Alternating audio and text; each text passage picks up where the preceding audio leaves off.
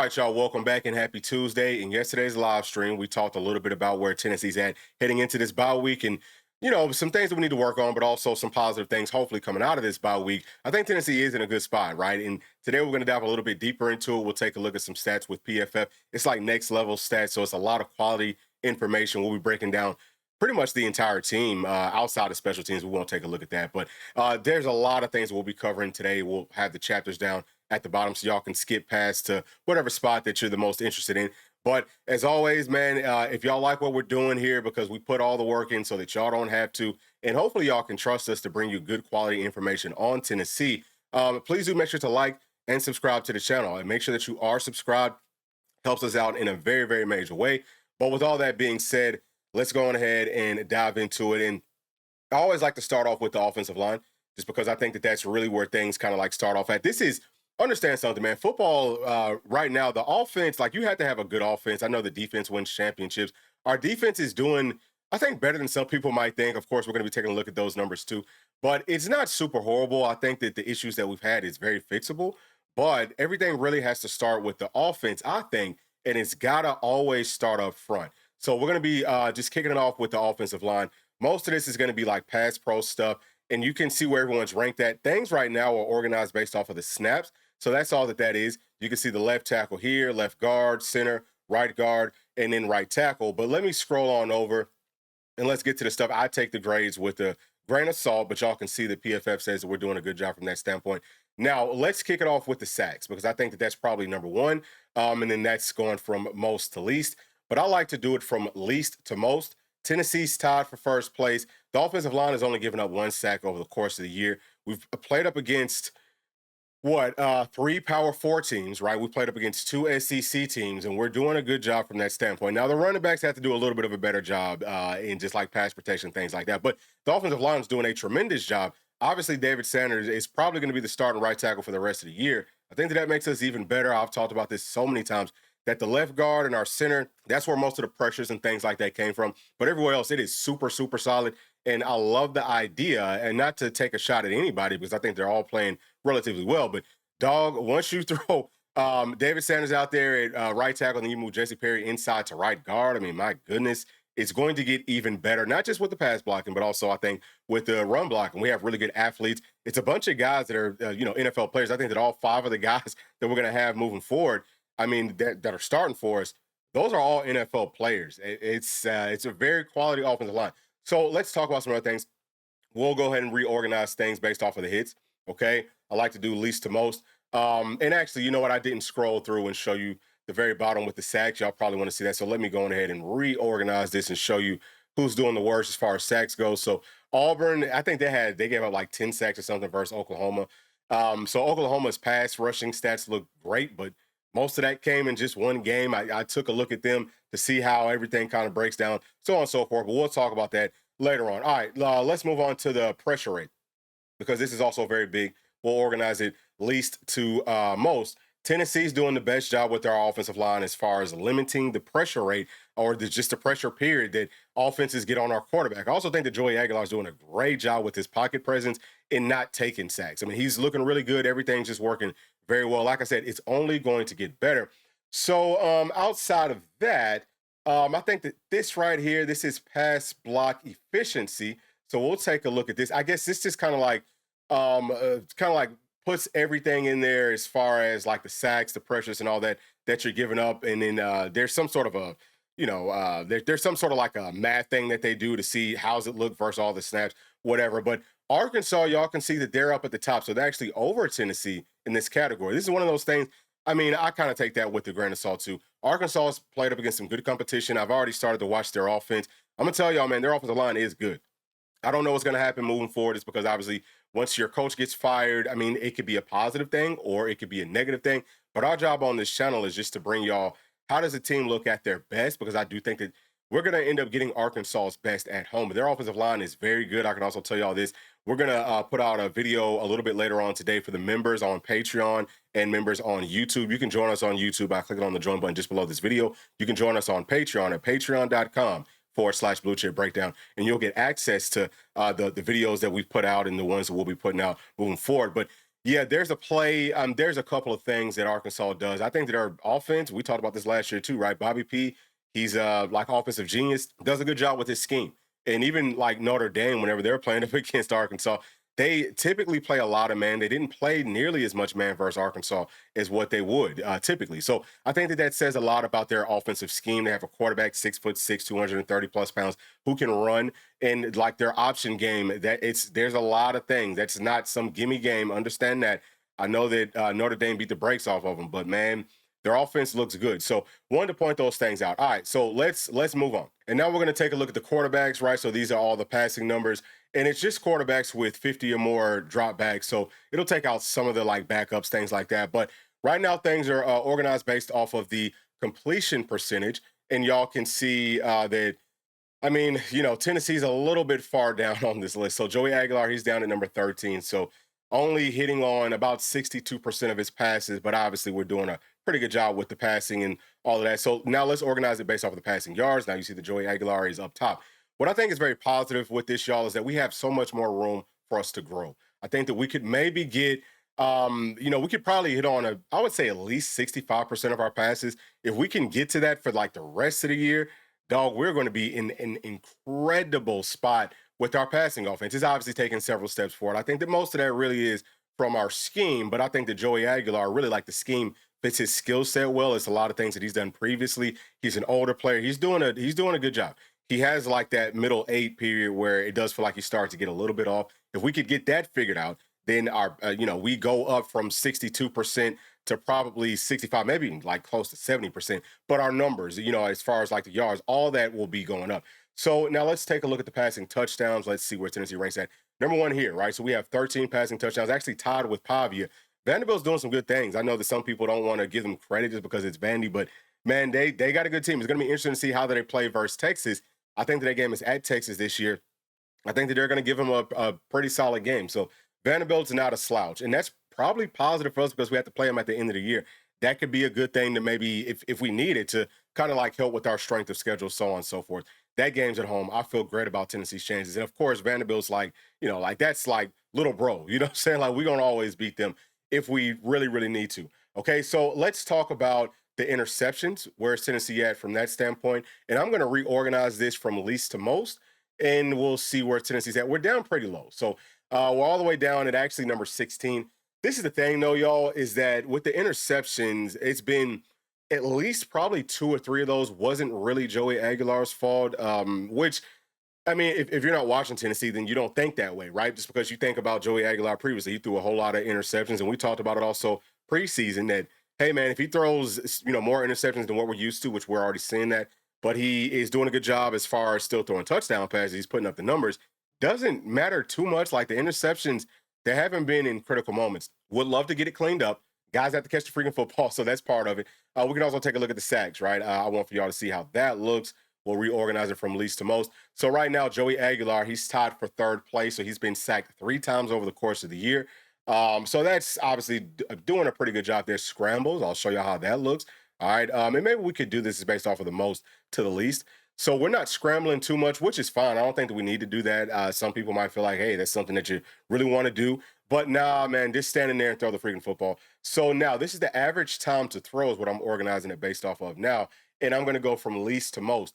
So Tennessee right now is at number 7. It's taking us about 2.69 seconds from snap to throwing. Some of that, I would say probably most of that's going to be based off of the scheme, based off of how the defense is playing, so on and so forth. It's not all on Joey Aguilar, but I think he's doing a good job of finding people once they come open. He could maybe be like a tick faster, but that's not a huge deal.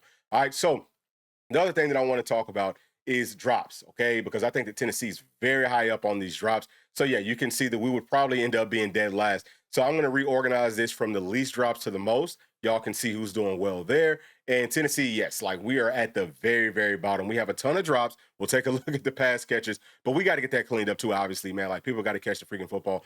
Some of them maybe could have been on Joey, but I mean, it's probably most of them was just on whoever's catching the football. Catch the ball. If you get 2 hands on it, really, if you even get 1 hand on it, you need to be making those catches, okay? Like that should be what the expectations are. So we have to do a much better job from that standpoint. And we can also take a look at the rating here. All right, so I just want to show y'all as many things as we possibly can. So this needs to be organized from the greatest rating, like the highest rating, to the least. And I think that this is an NFL rating.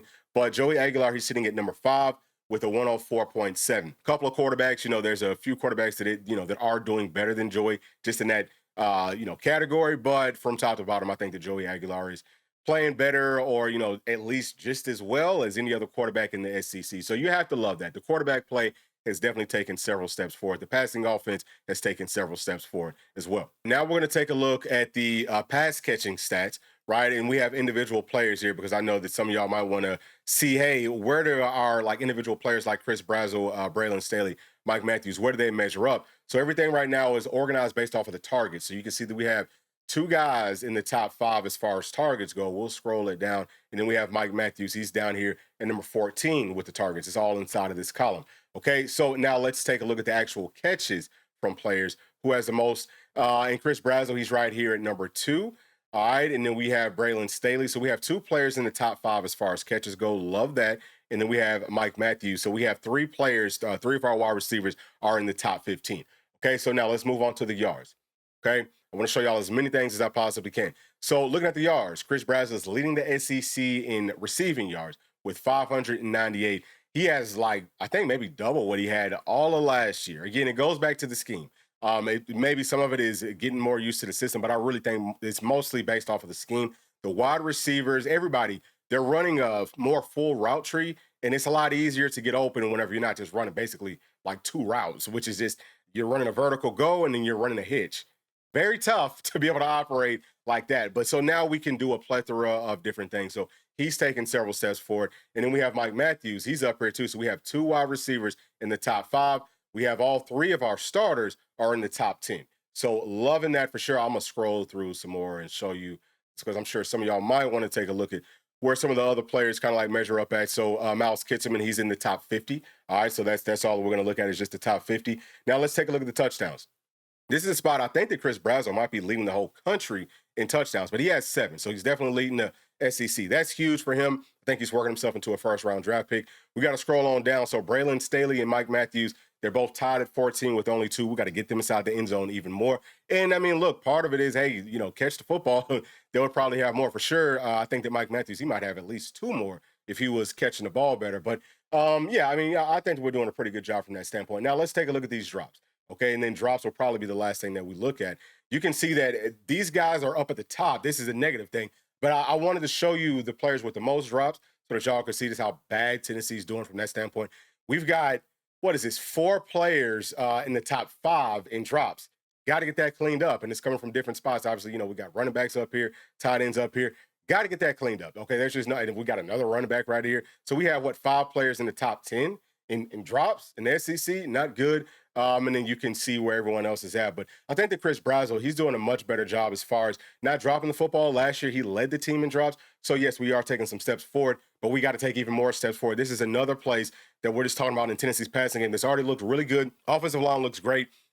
Just in pass pro, running backs got to take a step forward. Tight ends in some spots need to take a step forward. Quarterback, I think that that middle 8 could be a little bit more accurate with his passing. And then also wide receivers could just catch the freaking football. If they do that, then the numbers for our passing offense looks even better. So there's plenty of room for us to grow. And what I think is probably the strongest part of this whole team, I would also say this. I think that some of us are probably looking and saying, well, are we throwing the football too much?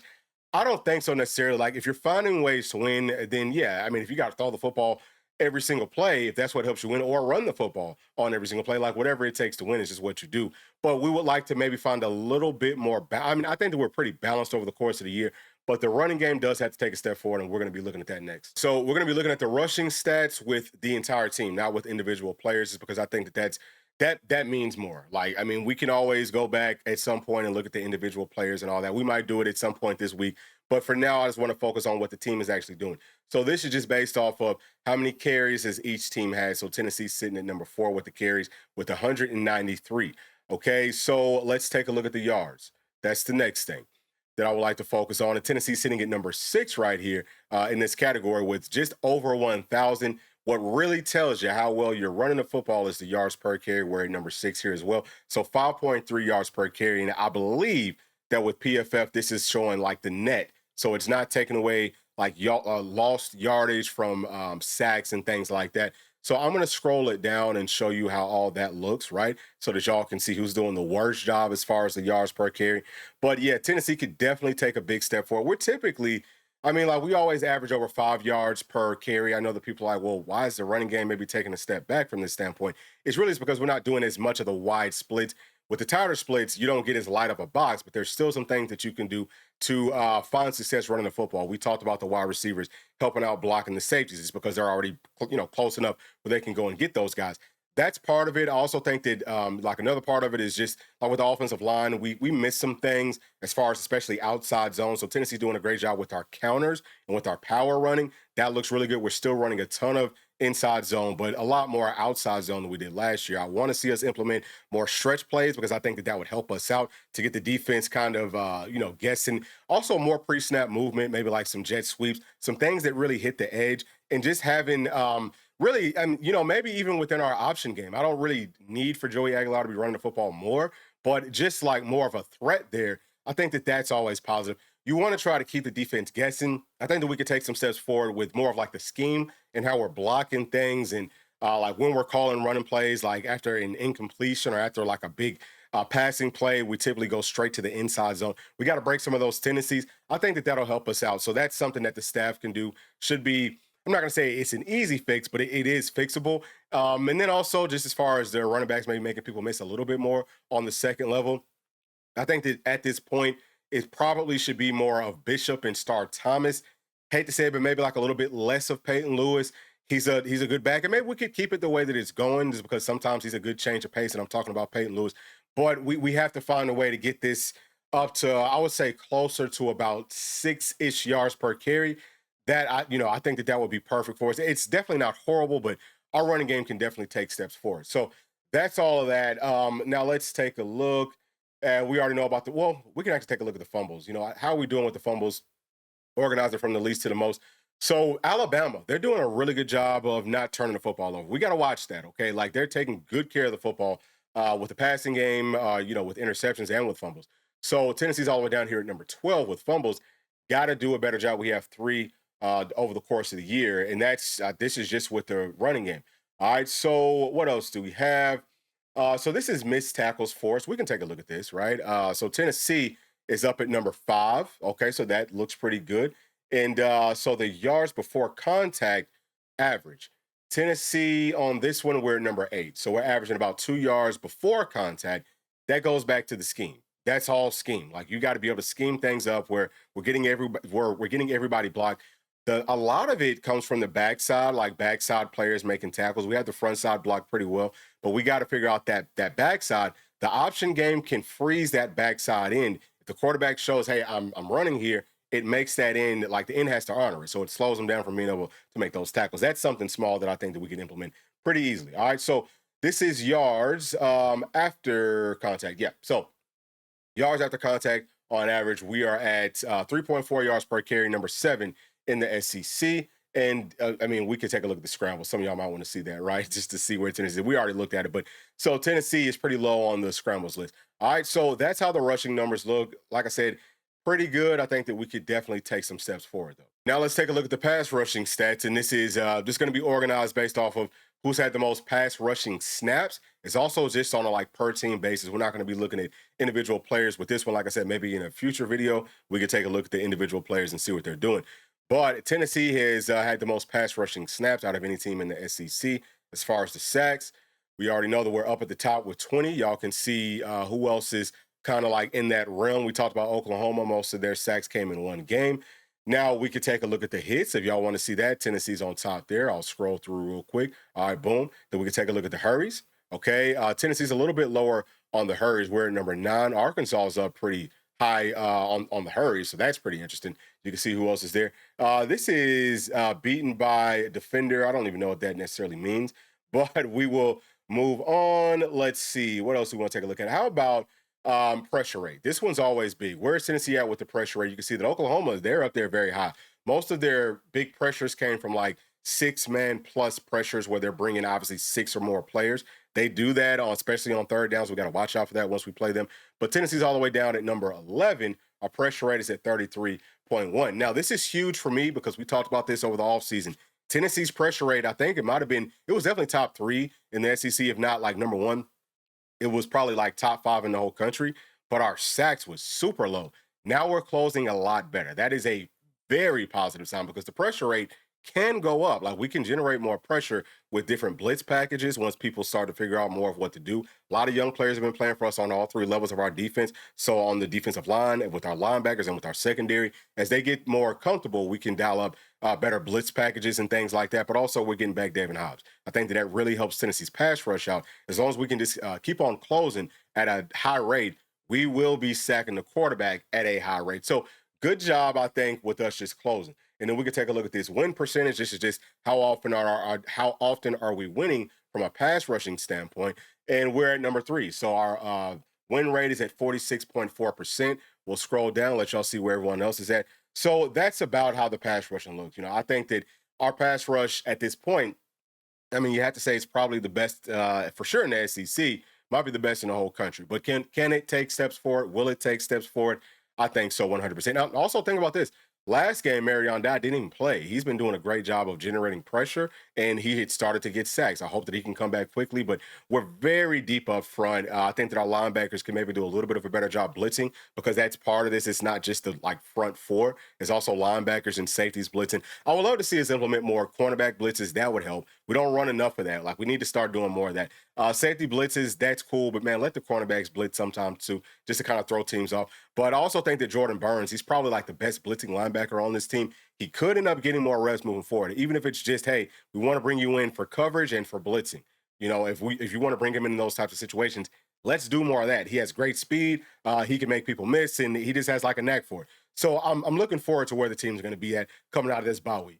All right, now it's time for our run defense, and this is organized based off of how many run defense snaps Tennessee's had. So we've seen more runs and I guess more passes too than anybody else. We've seen a lot of offensive plays, but that's going to be pretty typical just because we run a tempo. I think our tempo is still the fastest in the SEC. So we will see more plays on defense. We're also scoring at a pretty quick clip. And I think maybe at the end of this, I'll show you how all that looks on, how often are we scoring on a per drive basis, so on and so forth. That's just another element.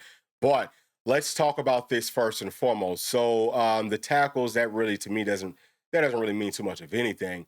What I do want to take a look at is going to be this right here is basically telling you what the average yards per carry is that the defense is giving up. Okay, so we can see where Tennessee's at. We're at number 8, so right in the middle of the SEC. So we're giving up about 3.88 yards per play, or per running play, which we have to do better there. But we'll scroll down and show you, Alabama, they're doing a terrible job there. Arkansas is doing a terrible job there. Ole Miss, Mississippi State, which we just played them. I mean, that's a little bit of a sign of what's to come. But Georgia being over us, that's crazy to me. But they did play up against Alabama, who obviously doesn't have a very good running team. I've said this, y'all. From a scheme standpoint, Alabama's running scheme is not hard to stop. It is very, very basic, and I'm happy. I hope that they keep it that way. At least until after we play them. But yeah, Oklahoma's defense, you can tell that they are really, really stout. So now I'll take a look at. So this is tackles for loss in this column. It's tackles for a 0-yard gain or for a loss. Tennessee's at number 4 here with 30 of them. I think a lot of those might be sacks, but this is just about run defense. So I'm not sure the sacks factor into that. It might just be with the run. So we're doing a pretty good job, from that step. It's just been a couple of big time plays. And we've talked about this, that is very fixable. Just set a stronger edge. That's number 1. I think defensive tackles, if we could hold up a little bit better and not get pushed back as much, and then if we could just make tackles. So that's something else. Let's take a look at the missed tackles. Where is Tennessee at in this category? And actually, first, let me show you with the tackles for loss. Some of y'all might be mad at me for not scrolling down every single time. But now y'all can see this is still just showing you with the tackles for loss. So now we'll take a look at the missed tackles. We'll organize it from the teams that have the least to the teams that have the most. Texas is doing a great job there, but I think Texas also has faced the least amount of runs. So some of this is going to be a little bit skewed. Keep in mind, Tennessee has faced the most amount of runs in this conference. So we are down at the very, very bottom with 39 missed tackles. That has to get cleaned up. There's no question about it. Absolutely has to get cleaned up. And then I guess just for kind of fun, we can take a look at the tackles. So Tennessee's up at number 2. Again, we've seen the most running plays, so we should have the most tackles. But so that's how, or we should be at least close to the top. So that's how all those things look. All right, so now I want to take a look at the coverage stats, okay? And this is organized based off of how many plays that we had in coverage. We already talked about how many pass rushing plays we had. Tennessee's up at the top of this. So we've seen the most plays on defense. A lot of folks didn't know that. Our defense has been on the field longer than anybody else's defense. Some of that is, of course, like we talked about, getting off the field, but another part of it is just with Tennessee's offense. So let's take a look at the completion percentage, and let's organize it this way. So Tennessee would be second to last. We're seeing, of course, some of these teams, man, they haven't really played anybody. Like these guys, they haven't played a freaking soul. So they're going to look really good. But Tennessee is sitting at, we're tied at 14. So, or you could call it tied at 15, however you want to look at that. But we are giving up passing plays at about 67%. Some of that's going to be on the linebackers. Some of it's on our safeties or just secondary period. But cornerback, star players, some of it's going to be on our Leos, dropping back into coverage. It's the entire defense. Let's take a look at touchdowns. All right, who's doing the best job here as far as limiting touchdowns? So we can see that Oklahoma's only given up 1 passing touchdown. Tennessee has given up 7. We've also played up against some pretty good competition. So, yeah, would love to see that number get a lot better. What about yards per catch? This one could be pretty interesting. All right, so Tennessee is down at number 10 on this. Texas, they haven't played anybody, so they're going to look really good. What about first downs given up, right? Let's see where Tennessee's at from this standpoint. So we'd be dead last. I'm going to do it from the least to the most inside of this column. Tennessee is dead last with the passing first downs that we've given up. What about interceptions? Okay, some of this stuff, like I said, we've seen the most snaps on defense, so we're going to be pretty high up on these lists. There's not like a lot of per average or, in average basis on this stuff. But Tennessee's sitting at number 4 right here, tied at number 4 for interceptions. So we're doing a good job there. I think if we're scoring, we're probably in a great spot. What about dropped interceptions? Tennessee only has 1. Let's just see how that looks. So we'll do it this way with who's dropped the least interceptions. I don't know. Maybe this might be better. Let's do about who's dropped the most interceptions. That might tell me a little bit more. Okay, so we would be at, tied at number 8. You know what I'm saying? So we haven't dropped that many of these interceptions. What about forced incompletions? This one's pretty big. So Tennessee's sitting at number 4 here. So we're doing a good job of forcing incompletions too. All right, you have to understand that. And then with the quarterback passer rating, so we want to do this from the least to the most, shows you who's doing the best. Tennessee's at number 12 here. So quarterbacks, obviously, they're having a much better day. And then let's take a look at the missed tackles and coverage. Let's see where Tennessee's at from this standpoint. And I want to organize this from the least to the most. So Tennessee's tied at number 6 right here. Okay, so we have 13 missed tackles in pass coverage. And this is penalties. So this is all penalties except for pre-snaps. And Tennessee's down at number 12. So we have to do a little bit of a better job from that standpoint as well. But I think that's pretty much it from all of just like the coverage stuff. Let's take a look at how Tennessee's doing on like a per drive basis. So this is the last thing that we'll look at. Everything is organized based off of how many drives each team has had. So Tennessee's had the most and this is offense. Tennessee's had the most offensive drives in the entire SEC with 65 of them. Okay, so obviously drives per game, we should be pretty, well, actually, we're actually second in drives per game, which is interesting, in plays per drive. So let's do it. So Tennessee's pretty low on this.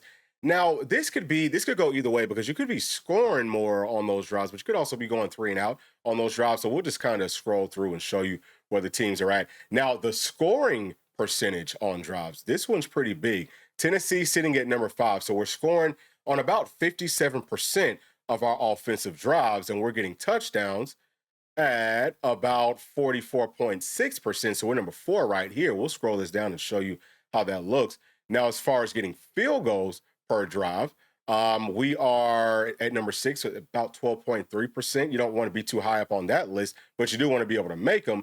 And so let's take a look at the punts. Okay, how often is Tennessee punting? We are, and I want to organize this from least to most. This will tell you who's doing a good job probably, but it could also be turnovers. So Tennessee's at number 4 here. We're not punting that much. We're at about 21%. And then turnover on downs. Let's take a look at how this works out. And this should be from least to most. So Tennessee's tied in first place. We haven't had any turnover on downs. Wow, that is, I didn't know that. So that is very, very interesting. Okay, so turnovers. Okay, we'll see where Tennessee's at with this. We'll go from the least to the most. So Tennessee is at number 12. Okay, so we already talked about the turnovers. It's something that we have to do a much better job of. Let's see what else we have in here. We can take a look at interceptions. We've already kind of seen that, so on and so forth. So let's take a look at the offense's success rate. Okay, Tennessee's offensive success rate is at number 5, 43.2%. And this is just based off of successful plays or plays that the offense or plays for the offense. I guess it's just, I don't know. It's not really telling us exactly what that means, but obviously it must mean like, hey, that's a positive play, it's a catch, it's a positive gain, whatever, so on and so forth. But yeah, I would say that from top to bottom, man, Tennessee's offense is doing a good job. Like, I think that we all knew that, but I did want to show y'all how those numbers break down. But that's going to do it, okay? Those are my thoughts. I just wanted to kind of show y'all some of these next level stats and show you where Tennessee's at. I think that we're in a good spot. We talked about where we could get better at, where we're doing a good job at, but still plenty of room for growth. And if we could be peaking at the right time, this team can win the whole doggone thing. We just got to get a couple things cleaned up, and I think that we will be there. I would say, and you know what, maybe at some point, maybe tomorrow, maybe like at some point this week, I'll give you like my SEC rankings and show you, just like power rankings, who I think are the best teams at this point. I can tell you right now, Tennessee's going to be pretty high up on that list. But those are my thoughts. Please share y'all's down in that comment section. And as always, please make sure to like and subscribe to the channel. And we'll be talking to y'all tomorrow. Thanks. Peace. Thanks for watching. And please make sure to like and subscribe to the channel, because that keeps us growing inside the YouTube algorithm. And if you did like this video, here's another one that you might also enjoy. Thank you. Thank you. Thank you. We'll see you on the next one. Peace.